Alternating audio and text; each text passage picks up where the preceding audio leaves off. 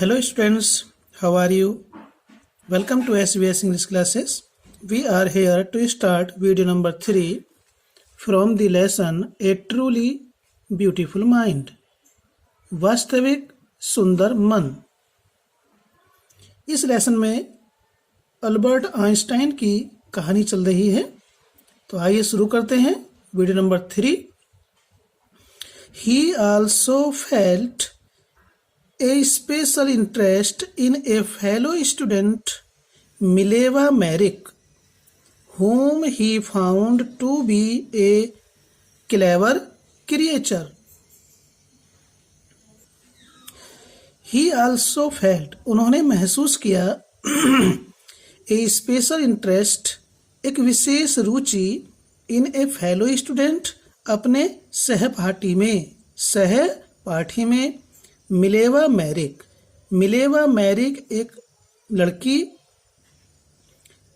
तो आइंस्टीन ने अपने सहपाठी मिलेवा मैरिक में विशेष रुचि दिखलाई। whom he found to be a clever creature, उसको he found उन्होंने पाया, to be a clever creature चतुर प्राणी या समझदार प्राणी, और आइंस्टीन ने उसमें एक समझदार प्राणी पाया या चतुर प्राणी पाया या देखा। This young Serb had come to Switzerland because the university in Zurich was one of the few in Europe where women could get degrees. This young SERB कहते हैं सर्बिया का रहने वाला व्यक्ति। तो ये सर्बिया की रहने वाली युवती had come to स्विट्जरलैंड आई थी, because the university in Zurich, क्योंकि ज्यूरिक विश्वविद्यालय, was one of the few in Europe, Europe के अंदर ज्यूरिक विश्वविद्यालय उन थोड़े से विश्वविद्यालयों में से एक था या गिने चुने विद्यालयों में से एक था, where women could get degrees, जहां पर महिलाएं could get degrees, जहां पर महिलाएं स्नातक की डिग्री प्राप्त कर सकती थी।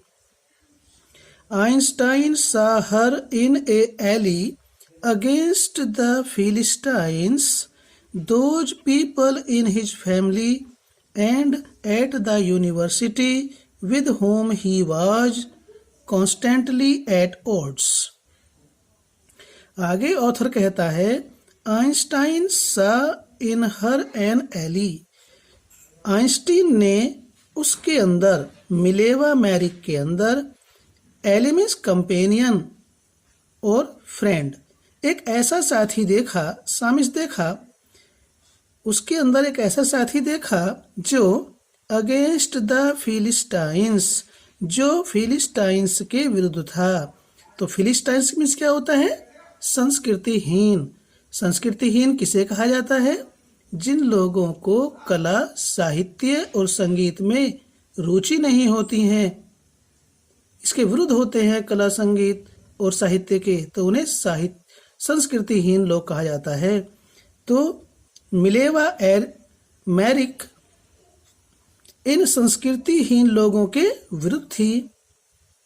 ठीक है, तो those people in his family, और ऐसे संस्कृतिहीन लोग आइंस्टीन के परिवार में भी थे, एंड एट द यूनिवर्सिटी, और विश्वविद्यालय में भी थे, विद होम, जिनके साथ, he was constantly means निरंतर, at odds means in conflict, वे, इसका भी नहीं होता संघर्षरत, जिनके साथ वे निरंतर संघर्षरत थे। आइंस्टीन ने उसके अंदर एक ऐसा साथी पाया जो संस्कृति विहीन लोगों के विरुद्ध थी।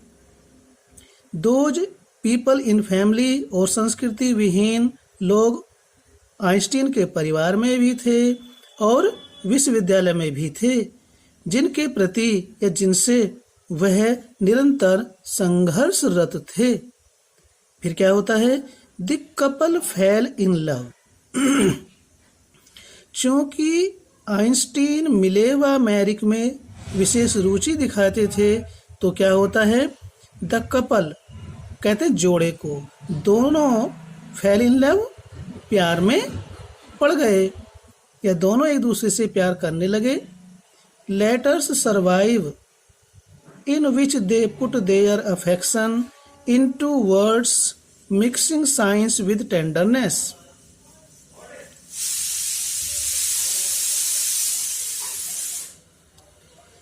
लेटर सर्वाइव, दोनों के बीच में पत्राचार होने लगा। इन विच, जिसमें दे पुट, वो रखते थे, यहाँ पर से इसका मीनिंग व्यक्त करना है, वे व्यक्त करते थे, देयर अफेक्शन, अपना प्यार, इन वर्ड्स, शब्दों में, मिक्सिंग, संगम करते हुए, साइंस, विज्ञान का, विद टेंडरनेस, कोमलता से, सॉफ्टनेस। वे पत्राचार करते थे जिनमें वे विज्ञान के साथ कोमलता का संगम करते हुए अपने स्नेह को शब्दों में व्यक्त करते थे। रोट आइंस्टाइन, आइंस्टीन ने लिखा, how happy and proud I shall be when we both have brought our work on relativity to a victorious conclusion। तो आइंस्टाइन ने लिखा, हाउ हैप्पी, कि कितनी प्रसन्नता और कितना गर्व मुझे महसूस होगा, I shall be, मुझे होगा, when we both have brought our work on relativity to a victorious conclusion। जब we both, हम दोनों, have brought, La चुकेंगे, our work, अपने कार्य को, on relativity means सापेक्षता पर, to a victorious conclusion, एक सफल निष्कर्ष तक। मुझे कितनी प्रसन्नता और गर्व होगा जब हम दोनों अपने कार्यों को सापेक्षता पर एक साथ करेंगे और सफल निष्कर्ष तक पहुंचेंगे। In 1900, at the age of 21, Albert Einstein was a university graduate and unemployed। लेखक कहता है कि सन 1900 में 21 वर्ष की आयु में एल्बर्ट आइंस्टीन विश्वविद्यालय से स्नातक कर चुके थे एंड अनएम्प्लॉयड, और बेरोजगार थे। He worked as a teaching assistant, उन्होंने ए टीचिंग असिस्टेंट, सहायक अध्यापक, उन्होंने सहायक अध्यापक के रूप में वर्कड, कार्य किया। Gave private lessons, private lessons means private tuition, उन्होंने प्राइवेट ट्यूशन दिया।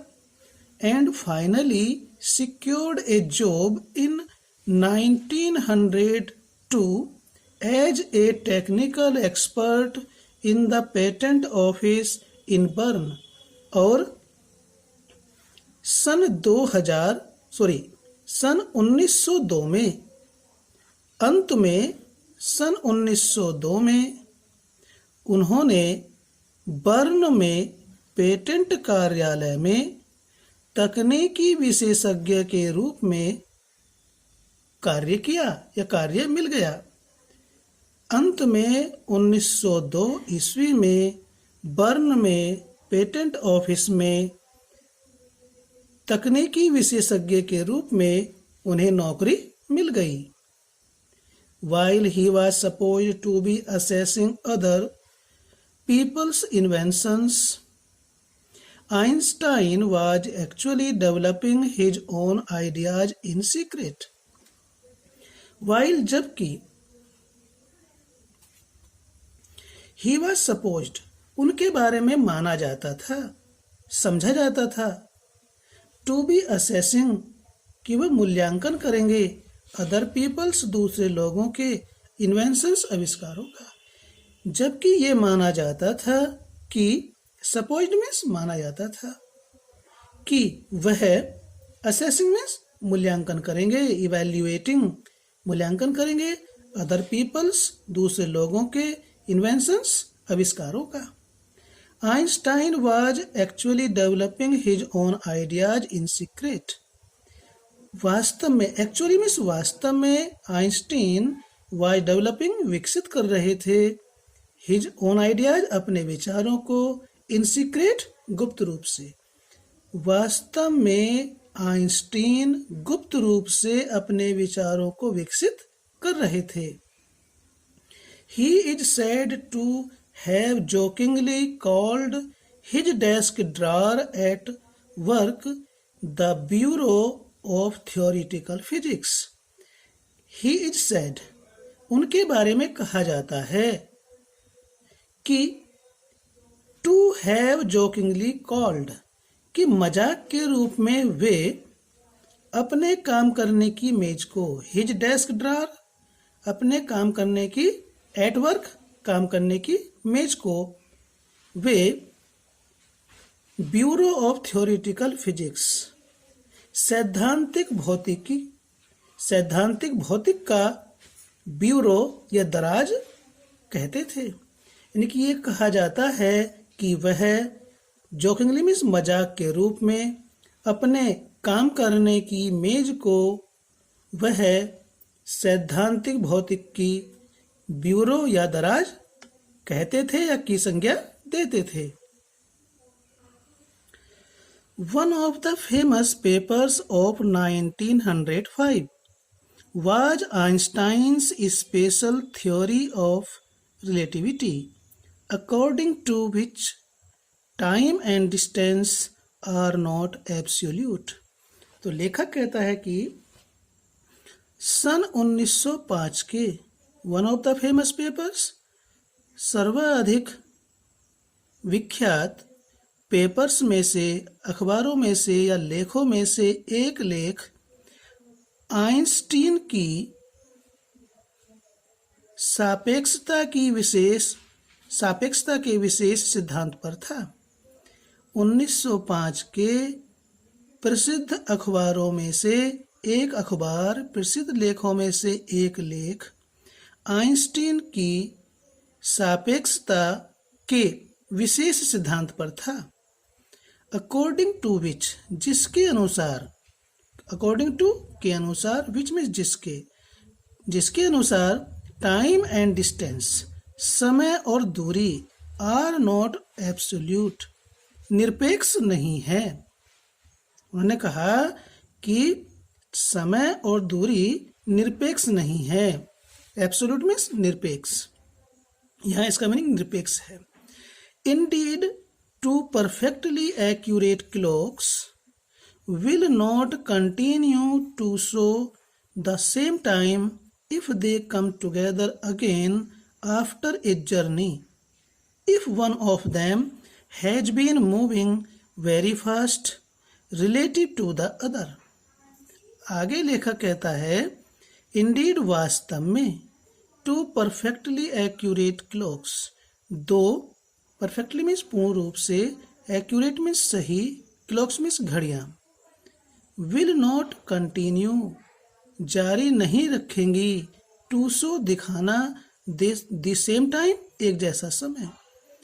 वास्तव में तो पूर्ण रूप से सही चलने वाली घड़ियां एक जैसा समय दिखाना जारी नहीं रखेंगी या एक जैसा समय नहीं दिखाती रहेंगी। If they come together again after a journey, यदि यात्रा करने के बाद उनको एक साथ रखा जाए। If one of them has been moving very fast relative to other, यदि उनमें से एक दूसरे की अपेक्षा, रिलेटिव टू अदर दूसरे की अपेक्षा तेजी से यात्रा कर रही है या तेजी से यात्रा करके आई है, तो उनमें दोनों घड़ियों के समय में समानता नहीं दिखाई जाएगी या नहीं होगी। इसको फिर से देखेंगे आप एक बार। वास्तव में दो पूर्ण रूप से सही चलने वाली घड़ियां एक जैसा समय नहीं दिखाती रहेंगी, नॉट कंटिन्यू टू शो, नहीं दिखाती रहेंगी द सेम टाइम, एक जैसा समय। If they come together again after journey, यदि यात्रा के बाद उन दोनों को एक साथ रखा जाए। इफ वन ऑफ देम, यदि उन दोनों में से एक, has been moving very fast, तेजी से यात्रा कर रही है, तेजी से यात्रा करके आई है, रिलेटिव टू अदर, दूसरे की अपेक्षा, यदि उन दोनों घड़ियों में से एक घड़ी दूसरे की अपेक्षा तेजी से यात्रा कर आई है, तो यात्रा करने के बाद उन दोनों घड़ियों में एक जैसा समय नहीं होगा। From this followed the world's most famous formula which describes the relationship between mass and energy। From this, इस बात से, जो इसमें बताई गई है, इस बात से फॉलोड, निकला, फॉलोड का मतलब है निकला है, the world's most famous formula, विश्व विख्यात, विश्व का सबसे अधिक प्रसिद्ध सूत्र निकला इस बात से। विच describes, जो वर्णन करता है या दर्शाता है या व्यक्त करता है, द रिलेशनशिप, सापेक्षता या संबंध, between mass and energy, mass means द्रव्यमान, एनर्जी मीन्स ऊर्जा, जो द्रव्यमान और ऊर्जा में सापेक्षता को व्यक्त करता है, वर्णन करता है या दर्शाता है।